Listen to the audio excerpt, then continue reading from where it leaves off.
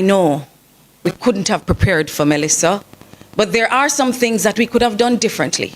And there is still time to do some things that will ensure that those who experienced the wrath of Hurricane Melissa will help to pick up the pieces and get their lives together. Now, our leader of the opposition, Mark Golding, is going to play for you what has been happening pre, during, and post Melissa coming to Jamaica. Dr. Alfred Dawes will tell you about the health crisis and the potential health dangers if we do not get the medics into ground zero now. Isat Buchanan will tell you what they experienced on the eastern end of the island with Hurricane Melissa in Portland. We have MP Natalie Nita. She is going to tell you what happens when we do not coordinate well. When the local players at the councillor, local government level, the MPs, and outside help tries to come in, but the coordinating hub cannot hold, she is going to tell you how we propose that we do it differently so that Jamaica can get on with the business of recovery. I will speak with you as a member of parliament for South St. James, a constituency that was directly in the crossbows of miserable Melissa.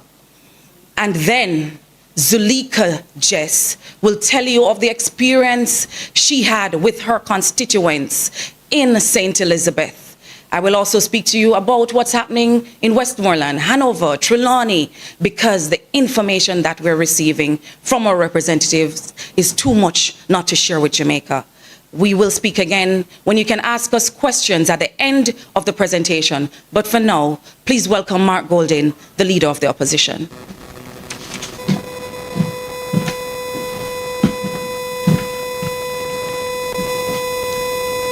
Thank you very much. Good afternoon, Jamaica. Good afternoon, members of the media and all listeners.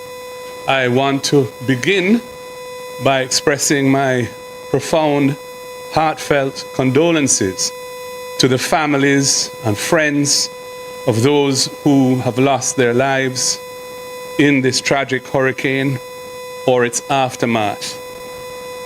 Our sympathies also extend very profoundly to those thousands, tens of thousands, perhaps hundreds of thousands of Jamaicans who are suffering at this time from the impact, the calamitous impact that this hurricane has had. And we are aware, of course, that there are levels of destruction. There's a large ground zero, as it's called, which is really the areas of Jamaica that were in the swathe of the hurricane when the eye hit in eastern Westmoreland, stretching into St. Elizabeth, stretching into the more westerly parts of Westmoreland as well, and then moving north into South St. James, parts of Hanover, and of course Trelawney and even St. Anne. The rest of Jamaica has also suffered damage, some of it before the hit of the hurricane. And so we can't leave them out because there are communities all over the island where people are in a very difficult situation, whether it be due to no access with the roads being blocked or breakaways, landslides, and so on. Our hearts go out to all who are in this dire predicament now. Now, I would say that this hurricane and its aftermath represent an existential threat to our society as we know it. People in life-threatening situations of isolation and deprivation mean that unless relief can reach them promptly and unless the necessary assistance can be found and distributed in an equitable and transparent manner to help them rebuild their lives, Jamaica is going to be facing very difficult times. And I think that point is not lost on anyone who is familiar with what is going on as I speak. In this context, we all need to pull together in unity to get Jamaica through this terrible disaster. This is a time to join hands and hearts, not just in words, but in deeds, so that the whole nation can feel part of responding positively to this devastating situation and the solutions that will help us to pull ourselves out of it. The opposition must not at this time be seeking to score political points as a political competitor of the government. This is not the time for the opposition to adopt that posture. And we are indeed trying our very best to operate in the spirit of that. On the other hand, we must point out where there are areas of need and what we see as the priorities in relation to those needs, where we see weaknesses in the response mechanisms that need strengthening or correcting, and we must provide, where we can, constructive, well-intentioned suggestions to help navigate the country through this disaster. We must also demand transparency and fairness in the distribution of all relief. The relief must get to those who need it, prioritizing those who need it most, whether they be of whatever political color or whatever demographic group they may belong to.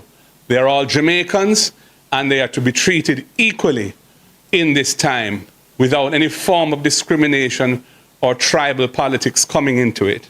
And we want to stand for that. There can be no place for partisanship or profiteering by political insiders or others connected to them at a time like this. It requires good governance, inclusive governance, authentic communication, and everyone working together. I now move to some of the things that I wish to propose in this regard.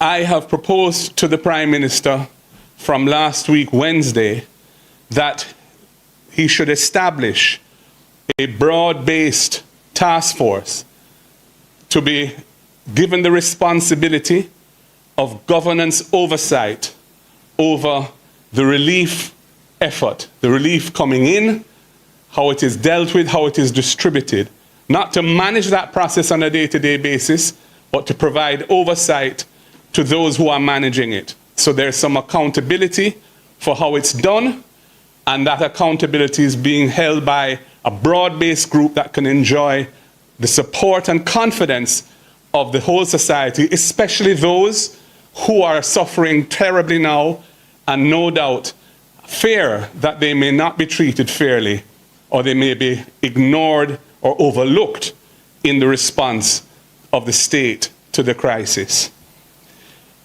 I also think there needs to be a clear command structure for the actual day-to-day management of the response to the relief.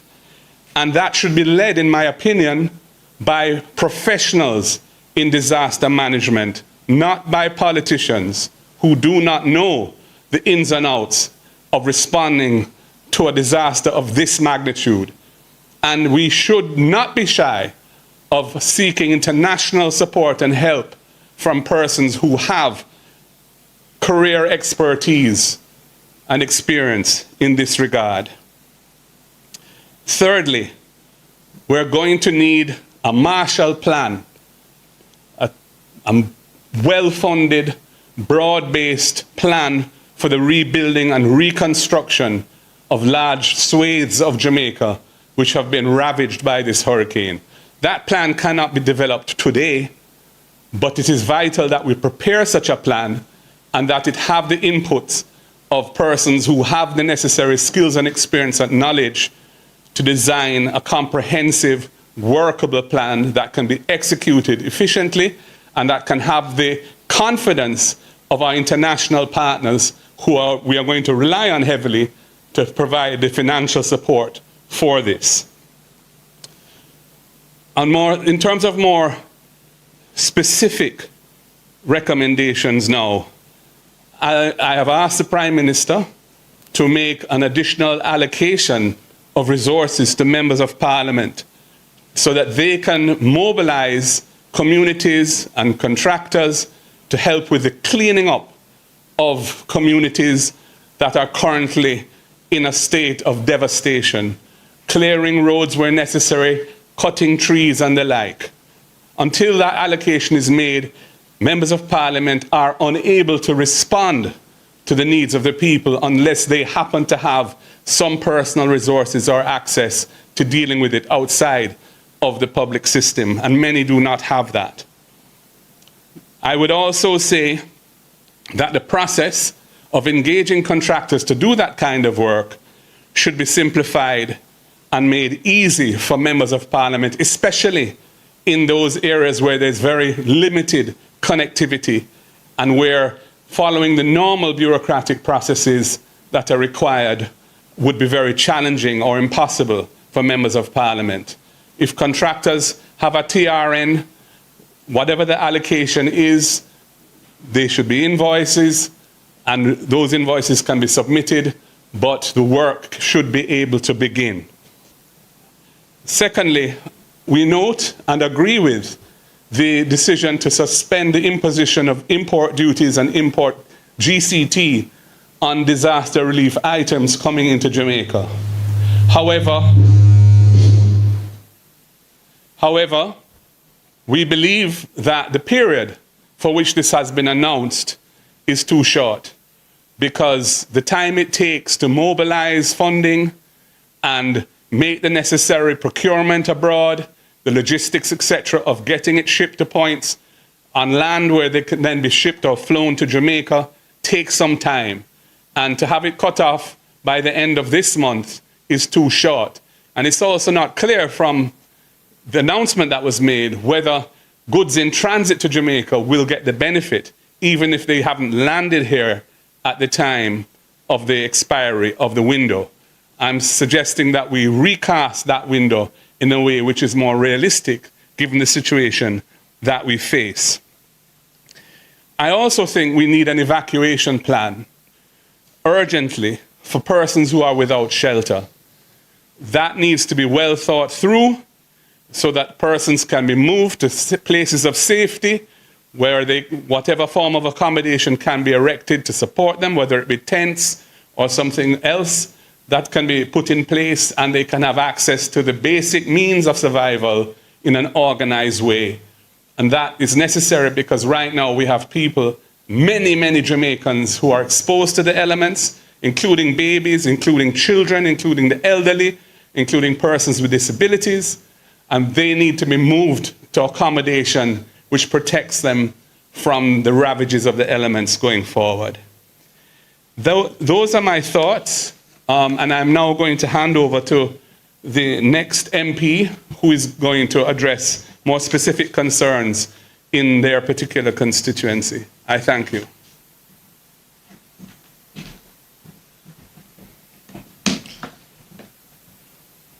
Thank you, Party Leader. Greetings all.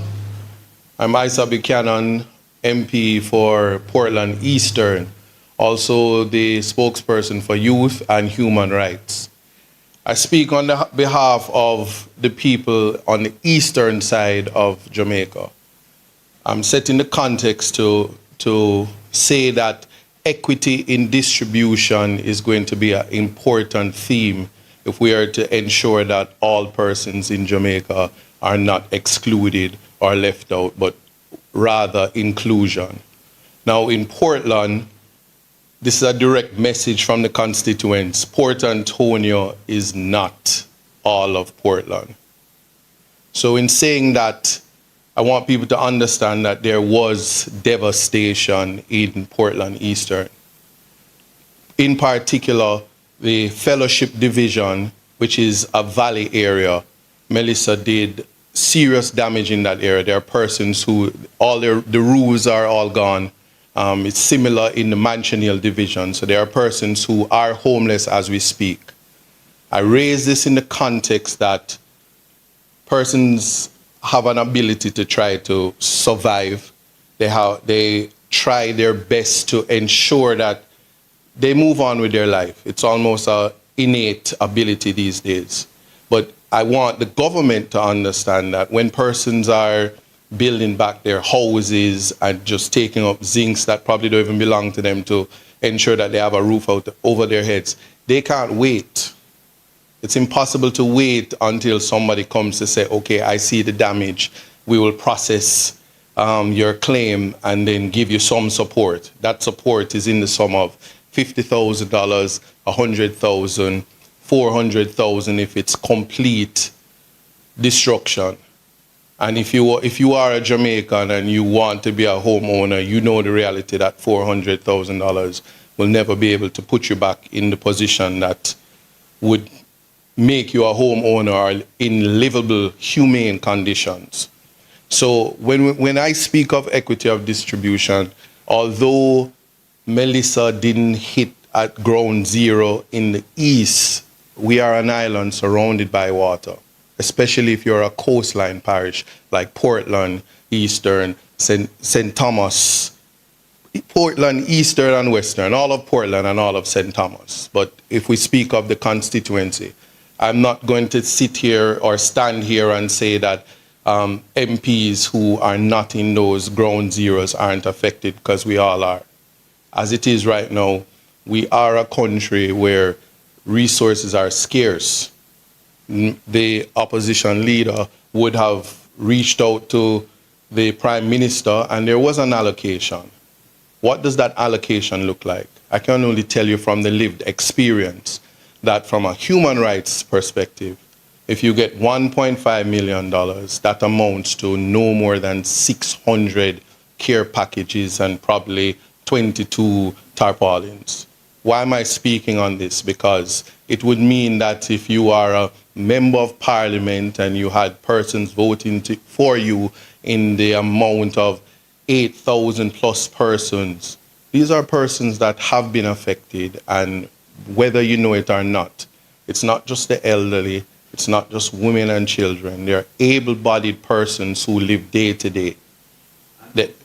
And I'm just using that as a starting point because I'm saying this, it is not the time to be political. You can't see color, you can't see political parties. You have to understand that on a human rights plane, the needs of everybody will be important. And we might not know it now, but what Friday will look like in terms of how you source your meal, it won't be a laughable situation. We must look at what is happening across Jamaica. And while we start to think of how resources are distributed, I will yield to my senior, Natalie, Comrade Natalie, to speak about distribution and all of that. But what I will say, though, is what is of great importance is that we are to go to the bare minimum and think of the human rights realities. There are persons who are ill, who their medication has to be on the refrigerator. They need energy and they don't have it. So 7 days have passed thereabout, and that medical access is not a reality, because I've heard Portland is not a priority. I've heard that, and that is a sad reality, because I have the evidence in terms of looking at the photos, the pictures, being on the ground in Manchester, being on the ground in Reach, being in Fellowship. I'm just naming a few: Bellevue, Comfort Castle, Millbank, where there are just total devastation, disaster. Persons who are from the disabilities community, the disabled community, and they don't have a home. The shelters aren't in operation. It's not a continuation of it. Persons have to go far places. So I need people to understand that. And when it comes to the distribution, yes, ODPEM is there. The Ministry of Labor and Social Security and care packages are going out. But I want you to quantify the reality is that if you have 300 care packages, that can just go to even one community. And it will, while I stand as a member of parliament of Portland Eastern, and I can do so much and no more with the resources. And I understand when it comes to the concept of support Jamaica and funneling all resources through the government. That is an impossibility and not realistic. So much so that I have gone on by taking guidance from the diaspora to start a GoFundMe. And it is the diaspora from Portland and persons who are concerned that have raised funds for me to be able to do things that the government is not yet prepared to do.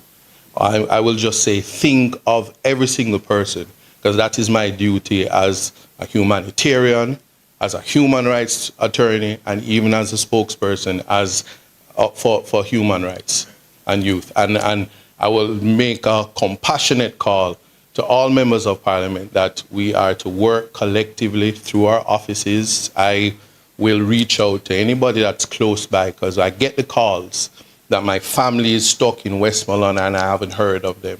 Same for St. Elizabeth, because we're all Jamaicans and we all have relatives across the island. And we are to think on those things. And when we think of equity of distribution, let nobody be excluded.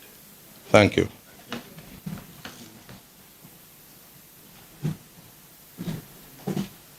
Good afternoon. I'm Salika Jess, Member of Parliament for Northeastern St. Elizabeth. There has been quite a lot of attention being paid to Southern St. Elizabeth. Unfortunately, Northeastern St. Elizabeth has been left devastated by the passage of Hurricane Melissa. It has been almost 1 week since the hurricane, and regrettably, not one government official has actually visited Northeastern St. Elizabeth. Now, this is a constituency that has been ravaged. We're talking about entire communities that have lost their roofs, lost their homes. Communities such as Thornton, Windsor, in the Silo area, Bagdale Mountain. There are entire communities where absolutely no home was spared. When you look at the devastation, we're not just talking about it from the home perspective. We're talking about the road network, or roads, especially in the interior of the constituency, have been substantially and completely damaged. We have roads which have burst open, leaving craters almost 20 feet deep. I have communities which have been marooned. There's no way for them to enter or exit. I have residents reaching out to me to say that they can't get out of their community, and they have elderly persons who need to see a doctor and they can't leave. I went in search of a community yesterday known as Mariba, and I spent over 2 hours driving around and could not find the community of Mariba. I say all of this to say to you that the devastation has been extremely great in Northeastern St. Elizabeth. And as a member of parliament, I have reached out to the government for assistance in getting persons who are marooned access so that they can actually leave their communities or enter elsewhere. I have been told by the government that as a member of parliament, I cannot engage with private contractors to have their roads cleared or to have their roads put in a place where they can leave or enter their community.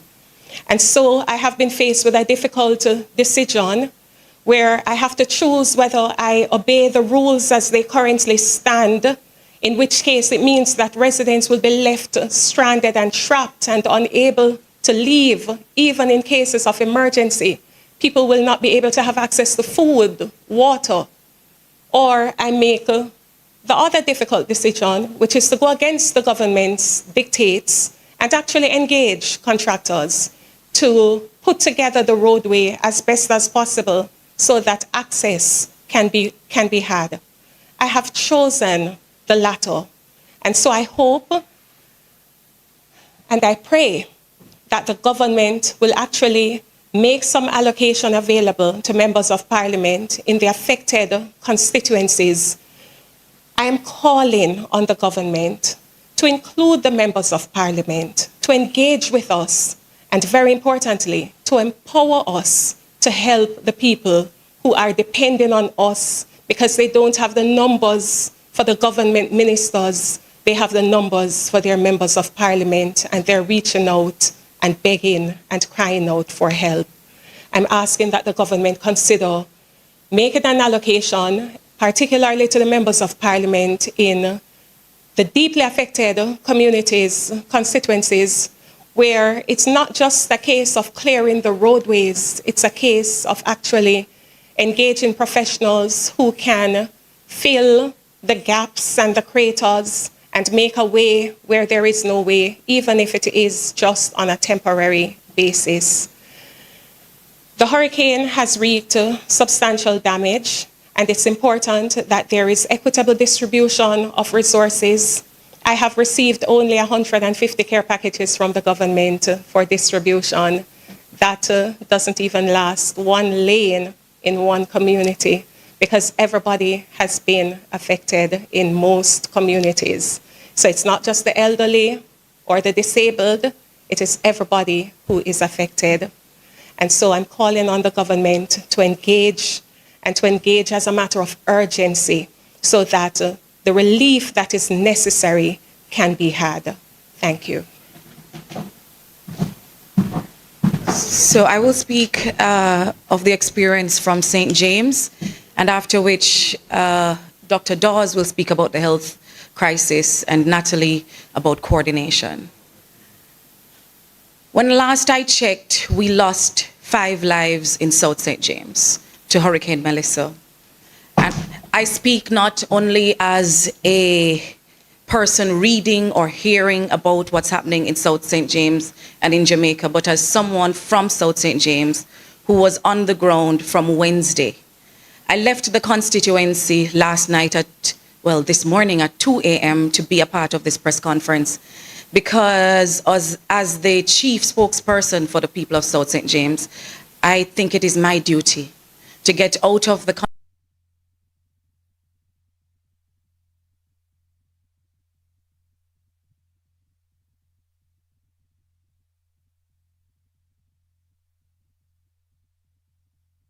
largest constituency in St. James of the parish. The other 4 constituencies share the other 48%. We're vast. We meet Westmoreland, Hanover, Trelawney, and 2 other constituencies, West Central and East Central St. James. To enter the constituency, traditionally we use 5 different routes.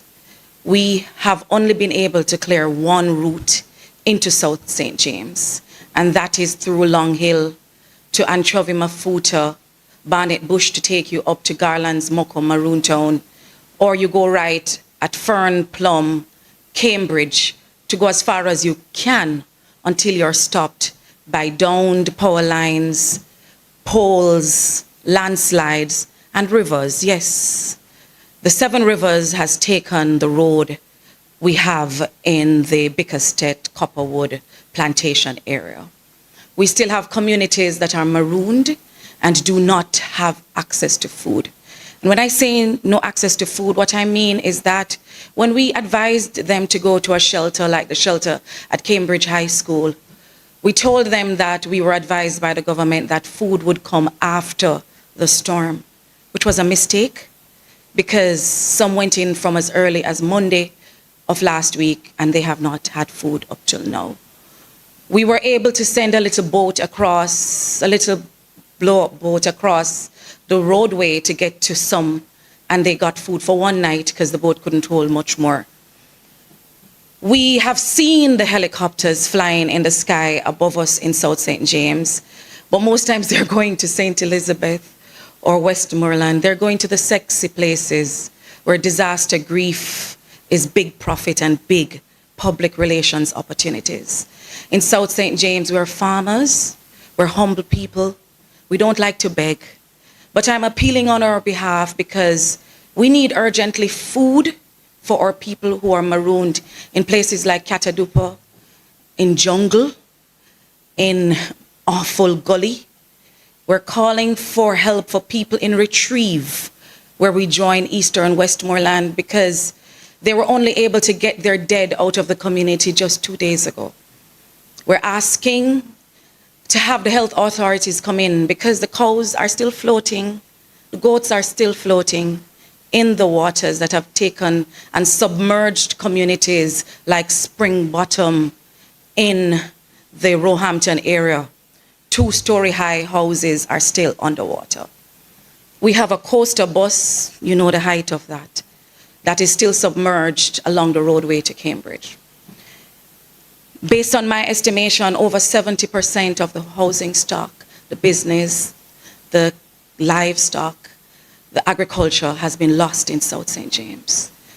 And when I go to the community, I don't know what to say to them because they ask me, MP, you see my house, it was right here, it's no longer here, what do I do? I tell them that I have not yet gotten word from the government, right? To tell us how we're going to help them to rebuild and to get their lives back together, right? So,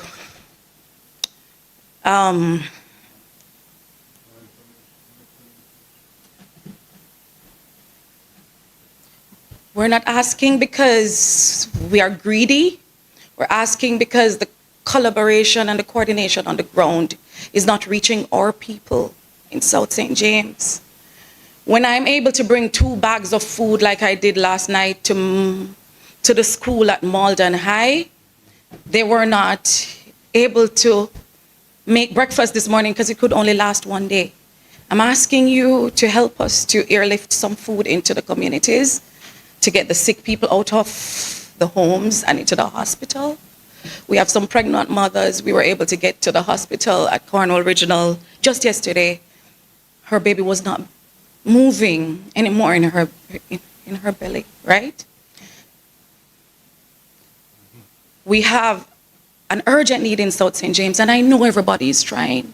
All I'm asking is don't forget South St. James in all of this, because we are proud farmers and we want to get back with our lives, but we need the donations to come to us too. We don't want to stay left behind because we're deep rural. You're going to hear now from Dr. Dawes about the health conditions because the mosquitoes are killing us already in South St. James, and then MP Natalie Nita.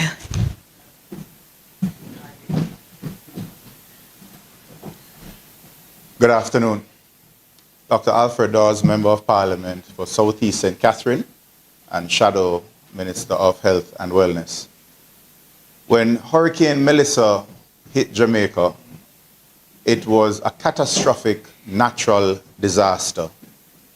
If we continue on this path where the government maintains hegemony over the distribution of aid and access to the most vulnerable communities by volunteers, if they try to do it alone, we will have an even more catastrophic man-made disaster.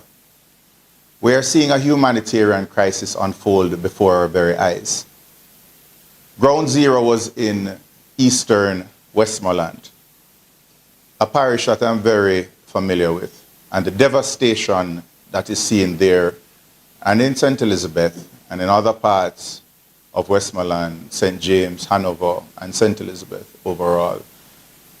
It is mind-boggling. No pictures or videos can do justice for what you see when you are driving miles and miles. The smells of rotting carcasses, the flooded roads. Healthcare has been teetering on the border of collapse because of the situation at Cornwall Regional Hospital and the overcrowding in the feeder hospitals. What we are seeing now is an exacerbation of that situation, where Lucy Hospital, Noel Holmes Hospital, is pretty much non-functional. Up to over the weekend, there was no way of contacting hospitals for referrals. They would just get critical patients as fast as possible loaded into an ambulance and send them off with a hope and a prayer and what limited staff they can afford to send on that journey. The Black River Hospital has been devastated, and Salvamar Hospital, they have major infrastructural challenges, but even more so, the staff, they are also homeless. They are also living out of cars. Many of them are hungry, and many persons cannot provide health care because they do not have the resources. We appreciate that the government has now opened the NHS stores and has started to send out supplies. But we must not be fooled into thinking that a field hospital being set up means that it is an appropriate response to a catastrophe of this nature. A hospital is secondary care. There is no primary care in any of the affected parishes at the moment. This means that the clinics are closed. It means that diabetics, hypertensives, persons with heart disease, kidney disease, those who have a diabetic foot ulcer, they are not being treated. And it means that they are going to have exacerbations and complications of their diseases. And already we are seeing where those who have access to the hospitals have been flooding the hospitals. We will see in the ensuing weeks an increase in mosquito-borne diseases. Within 6 weeks, we can expect outbreaks of dengue and whatever else is lying around, waiting for these appropriate conditions to manifest. The public health inspectors, they need to be empowered immediately so that they can start their food safety checks. They can inspect for water sources that they are potable, they have not been contaminated. Basic materials such as food, temperature, thermometers must be provided. We must increase vector control activities immediately, and this is not just fogging, but source control. Otherwise, we're going to see a massive outbreak of dengue. The gastroenteritis from the consumption of spoiled foods, already we hear reports of persons eating rotted or rotting carcasses.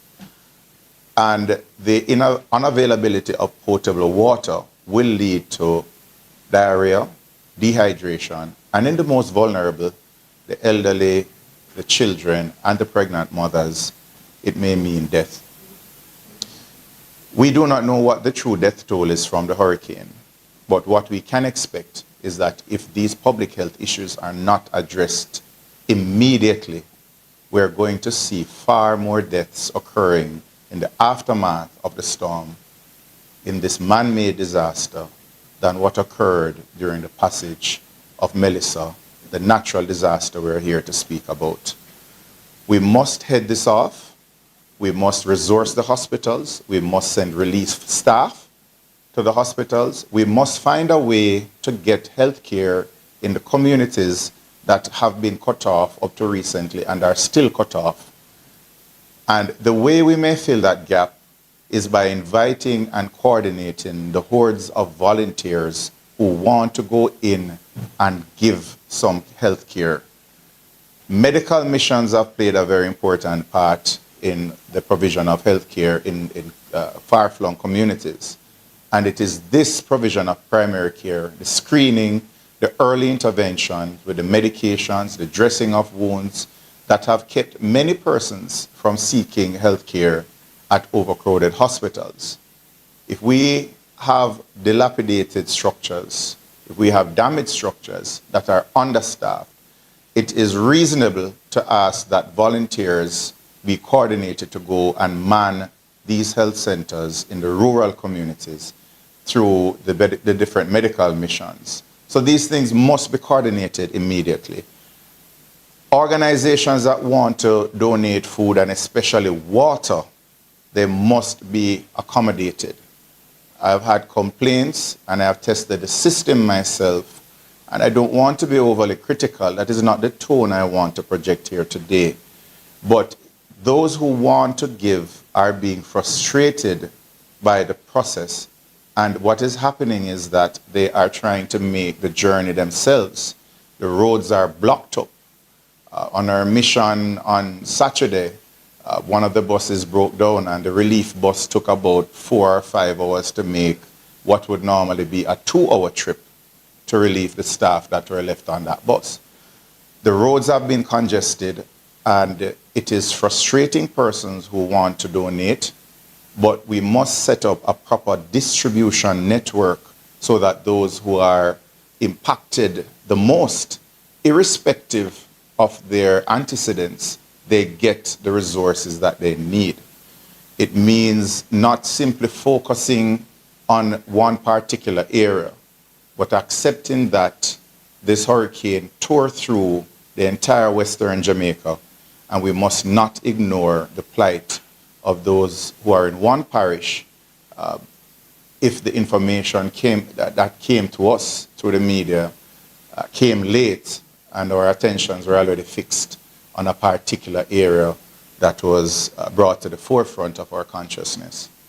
So in conclusion, my appeal is that we find a way to facilitate the donors of foodstuff, sundries, health supplies, and importantly, find a way to channel those who want to give service in the medical field so that we can organize relief missions to go to the communities that Nikisha spoke about, that Zulika spoke about, and others are bringing to the forefront of the nation's consciousness.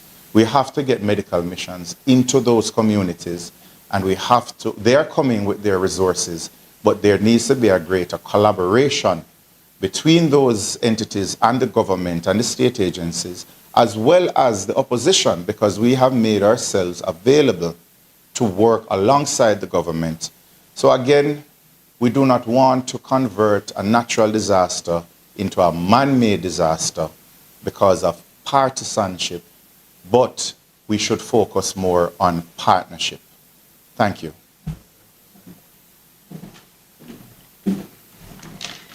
Good afternoon, ladies and gentlemen. After a disaster like Hurricane Melissa, the most powerful tool we have is unity. When we are united in purpose, government and opposition, national and local leaders, NGOs, community groups, and private citizens, recovery happens faster. Resources are used better, and help reaches everyone who needs it. Disasters do not discriminate by constituency, status, or color, and so our response must also rise above any division. This is a time for collective responsibility. We all have a role to play. Government agencies, first responders, the private sector, faith-based organizations, non-governmental organizations, and our community leaders all have a part in building back stronger. When we bring our strengths together, we save lives, reduce harm, and make every recovery effort stronger and fairer. But unity must be matched with preparedness. We have to learn from what went wrong. Our shelters must be ready and suitable to receive people before the storm, with basic supplies, pre-positioned, and shelter managers available, trained, and ready to serve.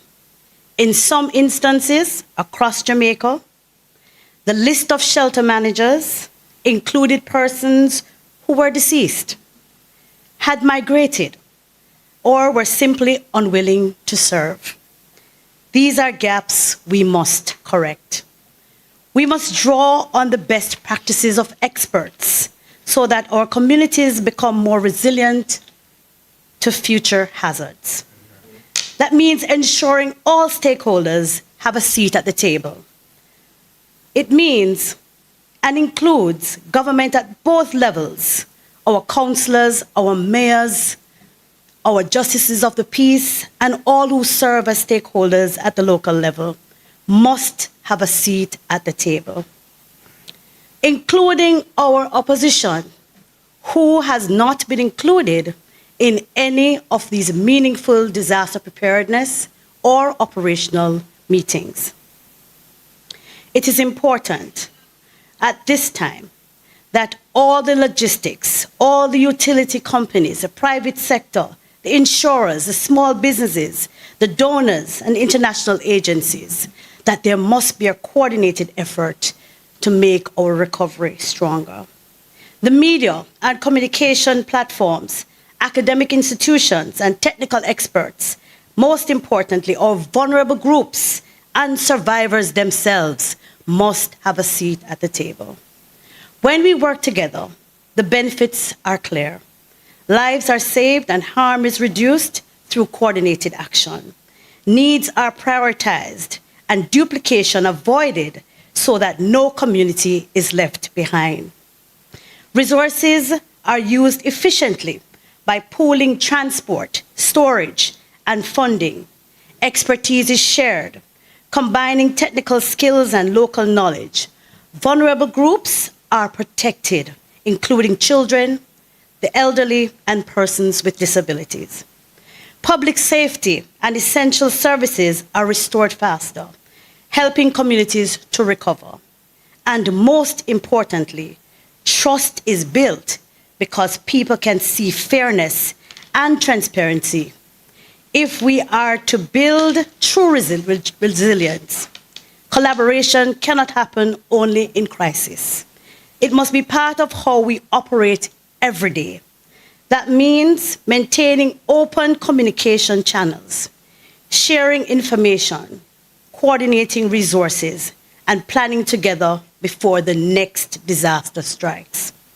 The opposition stands ready to work with the government to strengthen our systems and ensure that every Jamaican, wherever they live, can depend on fair and transparent support in times of need. Let us commit to building partnerships and putting people first. When we work together, Jamaica is stronger, and we lead with compassion, coordination, and accountability. Recovery is not just possible, it is inevitable. Thank you. So we'll now open the floor for questions. If you have questions, please state the name of your media house. If you're online, you can indicate by using the raised hand icon. If you're in the room, please indicate, we'll get the microphone to you and we'll take your question.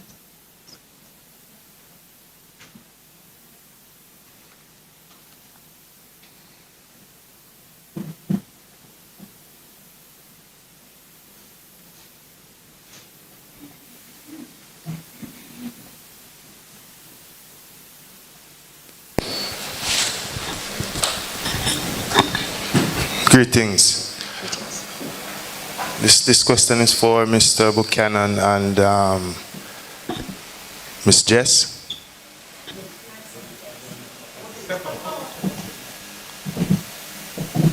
All right, so I heard you speak about the relief supplies not being enough. Do you think that there is an act of sabotage at play there, any at all? In both constituencies or anywhere else, as a matter of fact. All right, so I'll answer. Sorry, I'm Jason Cross from the Jamaica Observer. All right, thank you, Jason. I'll speak from Portland Eastern. I don't buy into conspiracy theories. If and I have no facts that there's an act or acts of sabotage. I will say if that were the case, that would be very idiotic. But we're living a real experience, and at this time, even before the hurricane, there were persons that were suffering from food insecurity. That is the Jamaican reality. I'm just simply here to say, listen, tomorrow we are go hungry. Let me put it that way. And next week we are go hungrier. And a hungry man is an angry man. So if somebody is sabotaging, woe be unto you. Thank you. In the case of northeastern St. Elizabeth, I suspect it is perhaps a situation where the government has their hands entirely full. I think it's quite an overwhelming situation having to deal with an unprecedented act of nature. we've never had a Category 5 hurricane, and so I would hope that no one in their right mind and operating with good heart could deliberately wish to punish residents by withholding food and other basic necessities. So I hope it is an oversight and not that which you have suggested. Good afternoon, Camille Williams with Television Jamaica and Radio Jamaica 94 FM. I have two questions, and this goes out to, because this is about MPs, anyone I think can take this. So the first question is, how much money would MPs need to adequately respond to the need?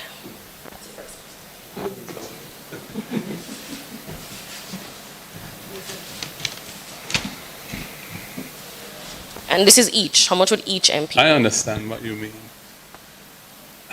I hesitate to attempt to answer that with a specific number. The scale of the damage is unprecedented. It's not yet quantified. And it differs from constituency to constituency. So it doesn't permit of one answer per constituency. There is, however, a threshold that I think MPs could handle adequately and which could make a huge difference because of their connections on the ground. I think it's important for Jamaica to understand that members of parliament on both sides, councillors on both sides, have networks into communities in every nook and cranny of the country. There are very large national organizations that are not centralized in the capital like government is. They're diffused and they're across the island. And the information can flow. Once there's connectivity, the information as to where the needs are flows very quickly and easily, right through up to me, if necessary, as leader, or the Prime Minister, I'm sure. So empowering members of parliament, as long as there are accountability measures in place to ensure that the money or the goods are accounted for adequately and properly, using that structure and the councillors is a very effective way of getting to people in need. We will partner with local organizations who we have relationships with on a day-to-day basis, churches in communities and other organizations on the ground to cover the ground where needed. Now, in terms of the amount of money, what has been proposed, we got 1.5 million allocated on the Saturday before the Melissa hit. I had reached out to the Prime Minister that morning about it. We had a meeting at OPM about it. We discussed it, and he said he was authorizing $1.5 million as a kind of pre-Melissa effort to prepare us to have something.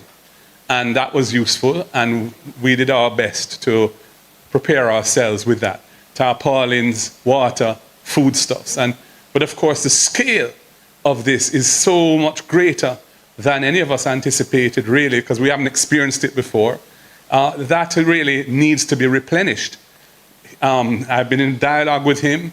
I believe he's going to announce another 1.5. I think Cabinet was supposed to, for relief purposes, and they're looking at a $3 million for issues to do with cleaning up and the like. I've said to him that the bureaucracy, the administrative requirements as to how you spend that $3 million, and please, public, bear in mind, we don't get this in cash.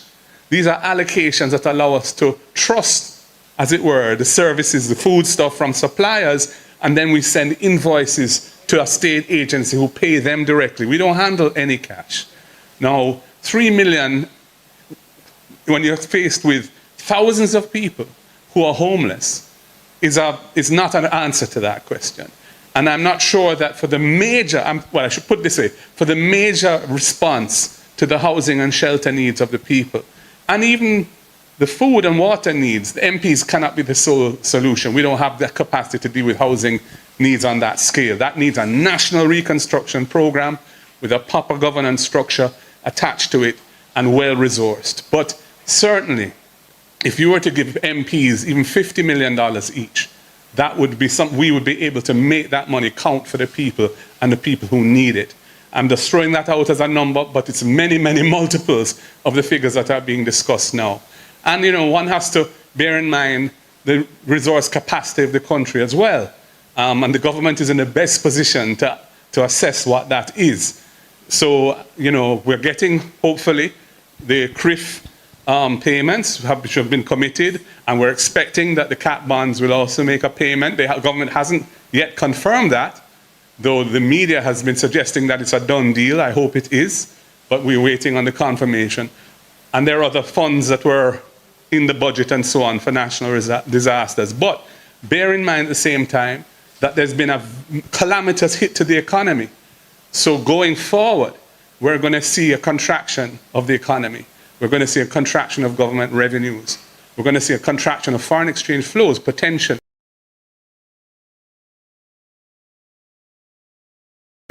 On a net basis, with those flows coming in from insurance and so on, it's difficult to know where we stand. But I'm just saying the government has to assess that situation. But this is an unprecedented disaster. And I would be modification of the measurement of GDP.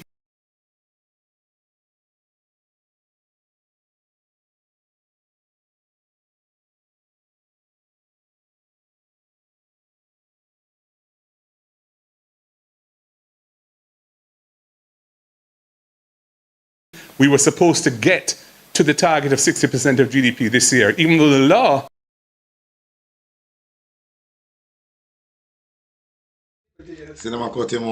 says we don't need to get there until March 2028.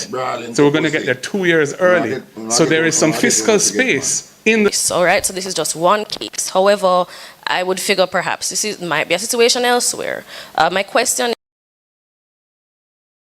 You see them a cut out, they don't want, because through them have, hey, go on, man. is, have you been seeing the issue of political partisanship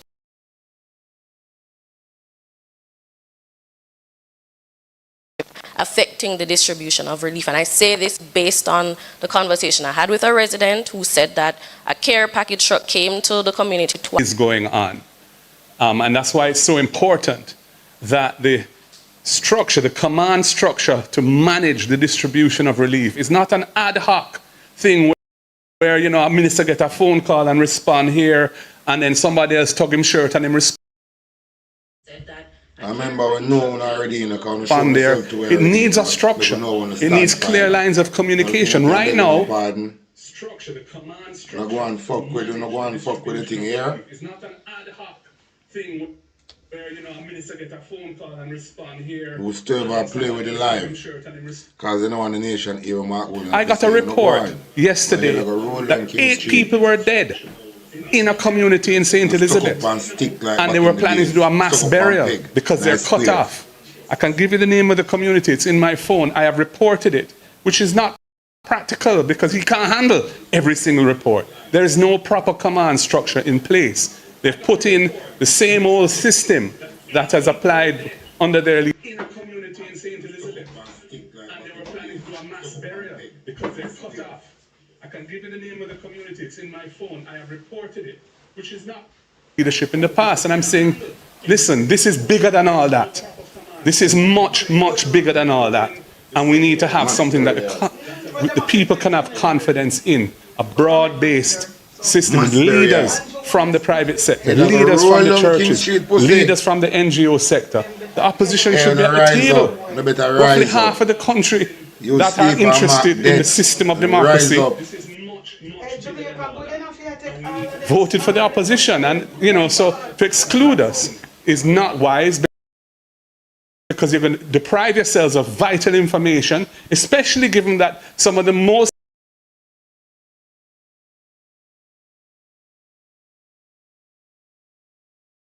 badly hit areas are areas where our representatives have been voted into office. I see man we fuck up a thing. We want him now. So the structure needs to be put in place. It's broad-based. It needs to be proper. So we want him blood clot. You can't stand it. There's a question here online from Portland Spice TV. Are there members of the parliamentary... So you can stay there. Position on the committees put together by the government to deal with the aftermath of the hurricane. The leader of the opposition addressed that, I believe. No, I was advised that I need to speak with someone as the elected representative to beg them to appeal on my behalf. So no, we're not at the table. We're not on these committees. We also have online Siobhan Campbell. His hand is raised. Siobhan, please unmute and go ahead with your question. Then we'll take another question from the room. Yeah?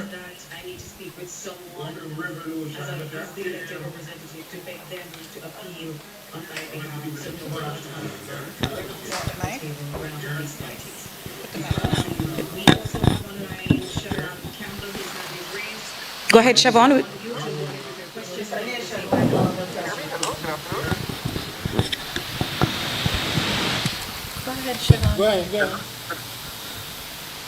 All right. While we get Siobhan ready, we'll take another question from the room. Good afternoon, everybody. Zara Burton with 18 Degrees North. Asking about your CDF funds. 20 million, I believe, is the allocation each MP. Have those been used up in your constituencies? Can they be deployed ASAP? I'm just wondering, just generally, I have another question after that, but just generally speaking, can you get that accelerated in any way, or are there certain rules holding you back?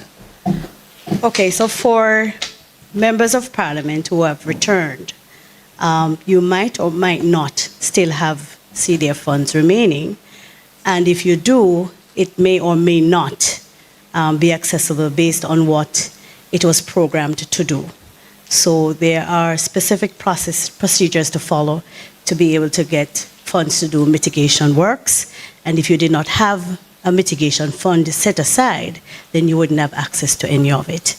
In the case of new members of parliament, the outgoing member of parliament might have utilized all of those funds already, and the new member of parliament won't have access to a new allocation until March of next year, after the new budget period has ended. You also would have to wait until, if you do have the funds and you need to, I believe that the opposition leader did include in his presentation a call for the reduction in the bureaucracy across the board. But not for CDF.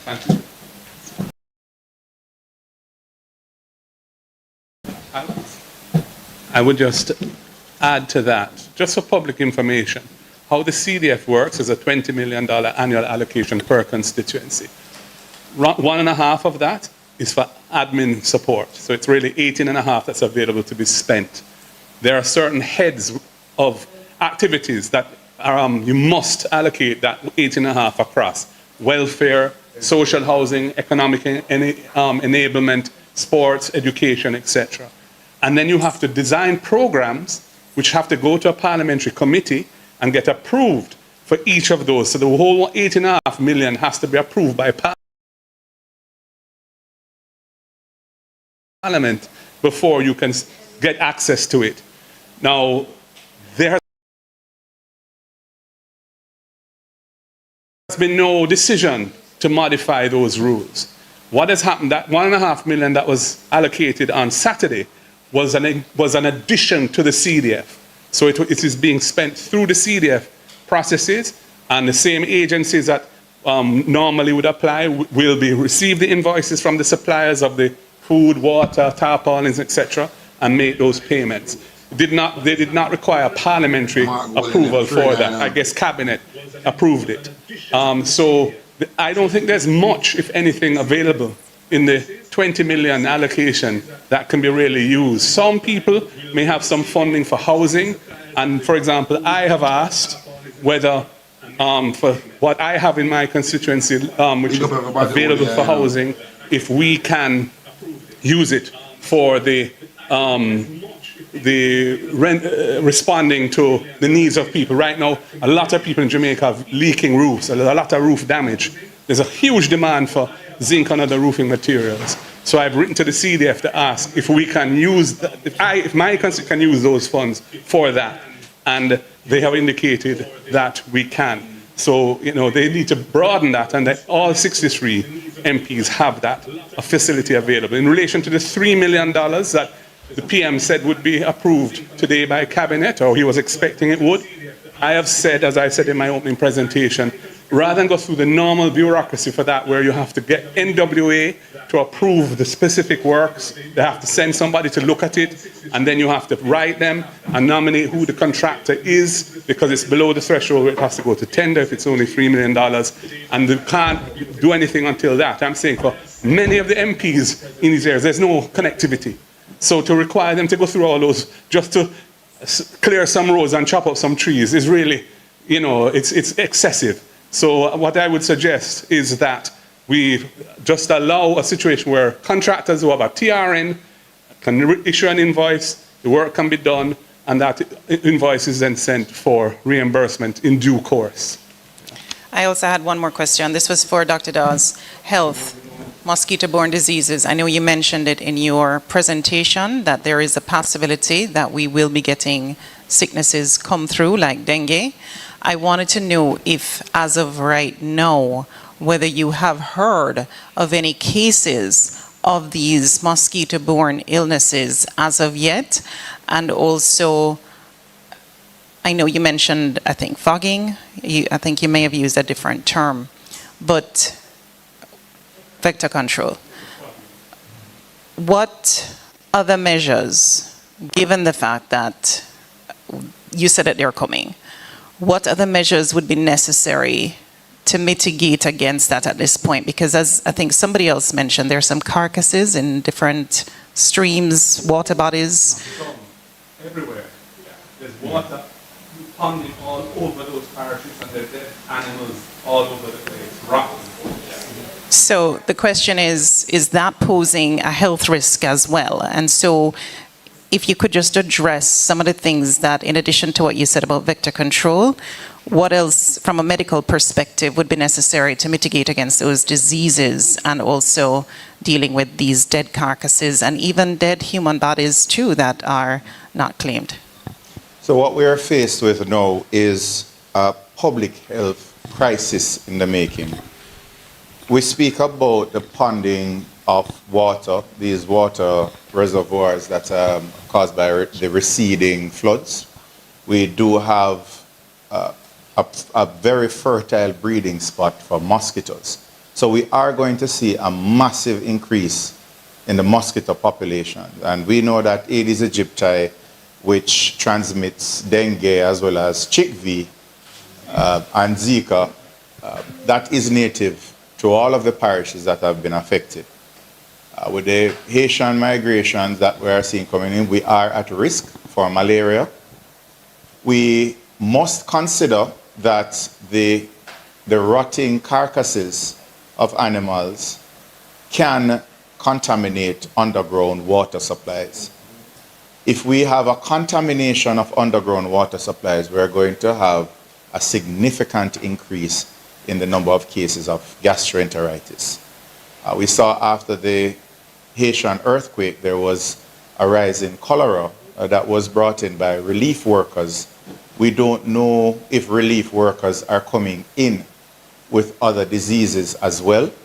And we have an incubator now of persons who are living outdoors. They're prone to respiratory conditions, and they are prone to gastroenteritis as well as mosquito-borne diseases.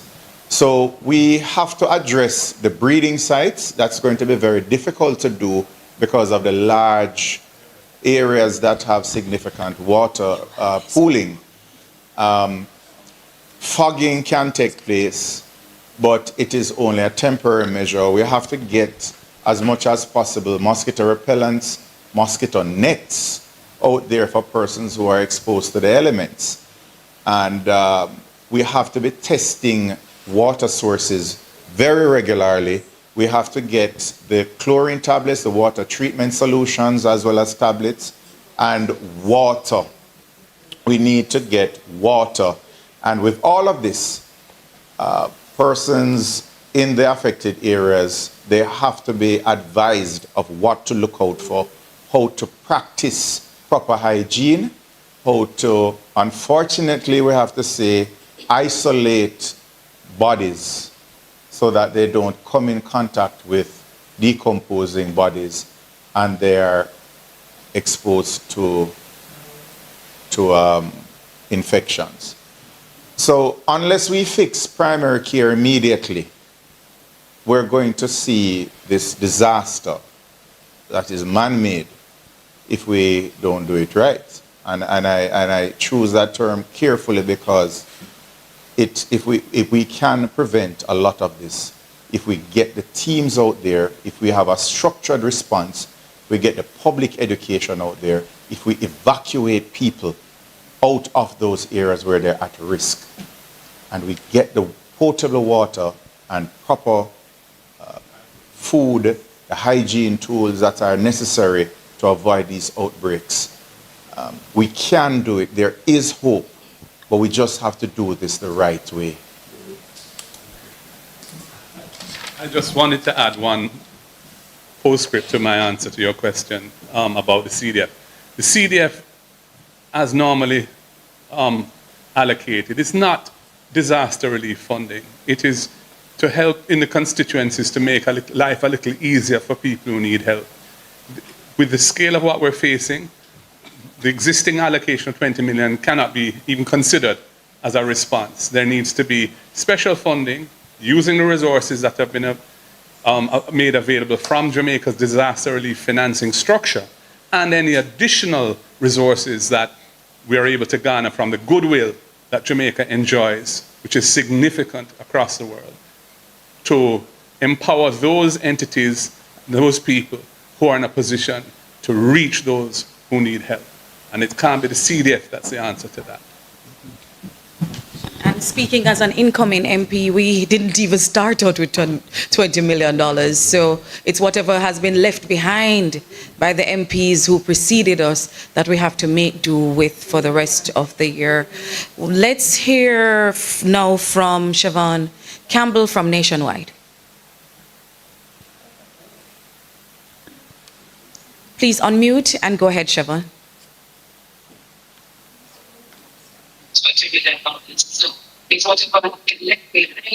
If I'm not seeing Siobhan on mute, can I take the stage? Yes, please go ahead. Say your name and the media house you represent. My name is Colin Bell, Portland Spice TV. I have about 3 questions. I heard MP Jess said that she went in search of a community yesterday. Could you expound a little bit more on that for us, because you say you did not find that community?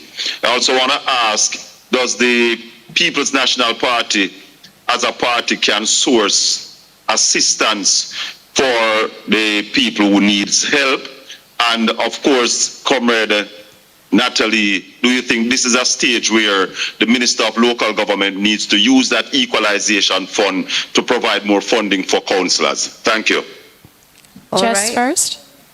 So we'll go to Jess. So when I mentioned that I could not find the community, I'm referring to the community of Mariba.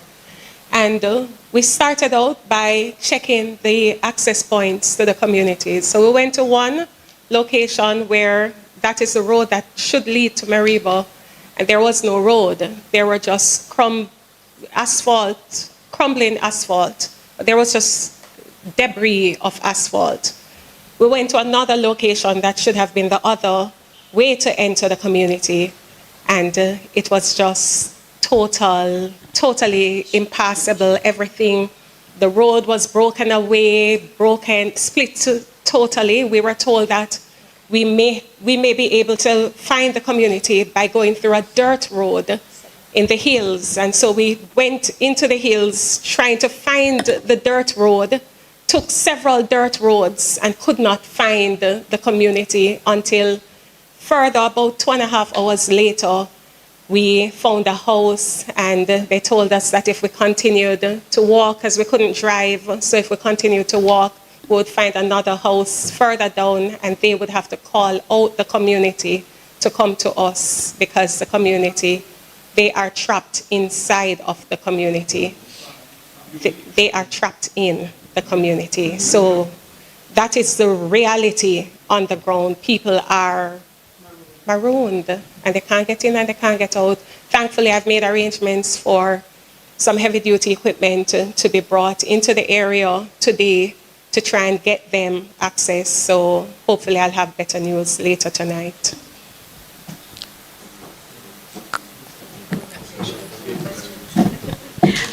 Yes, so I believe that the local government system has an SGR, which is a facility that is provided to assist with emergencies.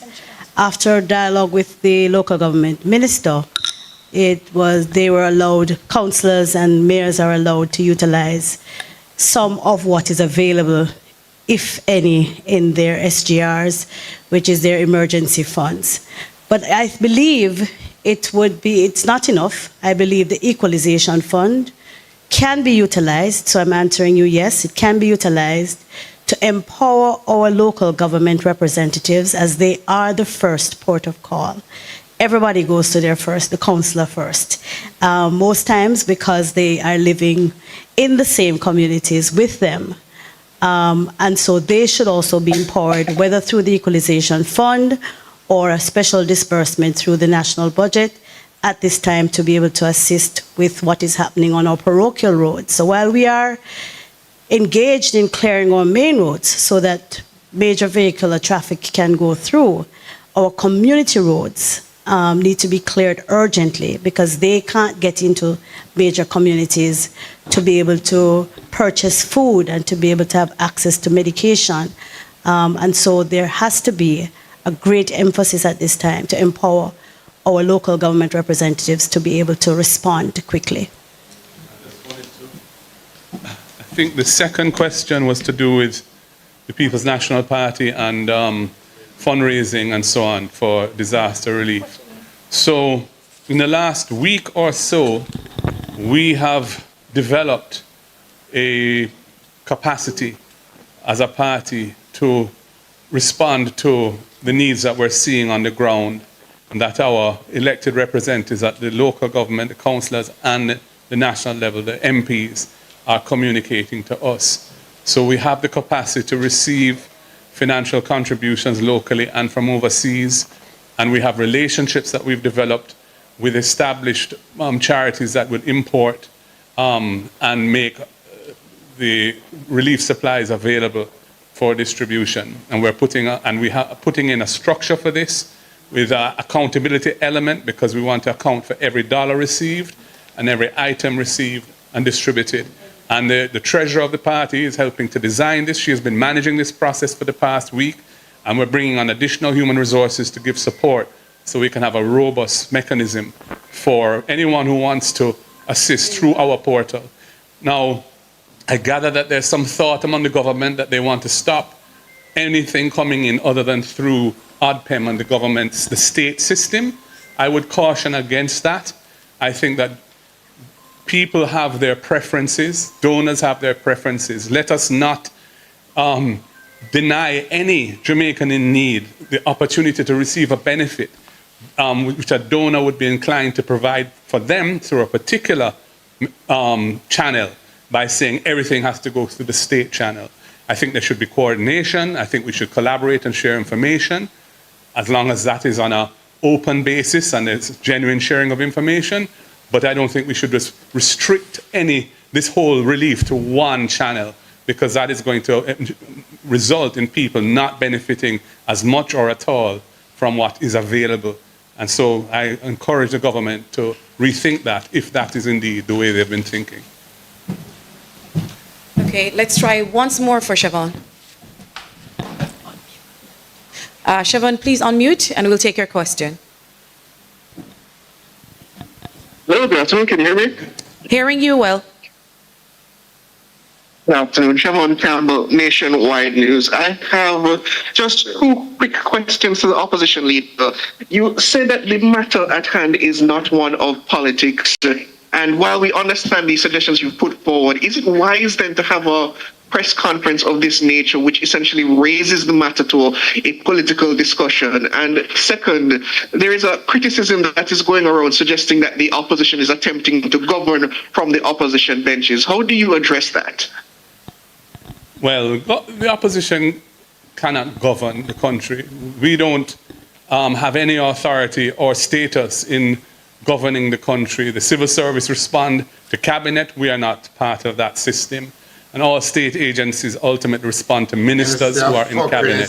So that point is really nonsense. But the first issue about whether this is political, we are sharing information with the public. We have information which is important. We have ideas which we feel are important. And we feel that, that there's nothing, as long as we're approaching this in a spirit of national unity and to help Jamaica come out of a desperate situation, we ought to and should share our ideas with the public. And that's what we're doing. We haven't today attempted to criticize the government. We have made suggestions, we've pointed out where there are weaknesses, but we're not seeking to criticize the government at all at this point in time, because this is not the time for that.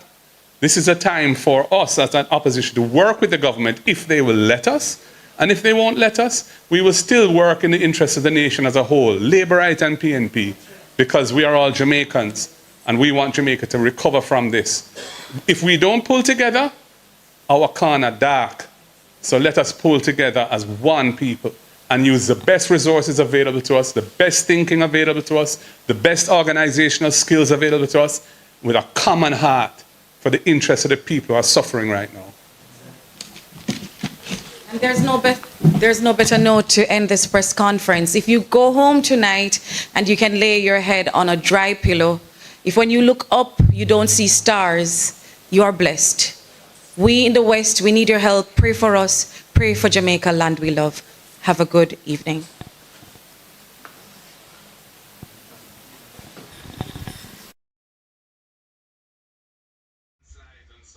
Yeah, so on a year, that boy the Chevron, you want a slap on your mouth for come and ask me fuck your question there. Anyway, look more here, stay tuned for look more, because a piece of fire got burn, you know. So now stay tuned for look more. Whole up of love, you hear that? Big up everybody who come all a vibe and know what go on in the country. Chevron, move your pussy all and go. Stink like all haggle, stink like them dead carcass we are float around by river top.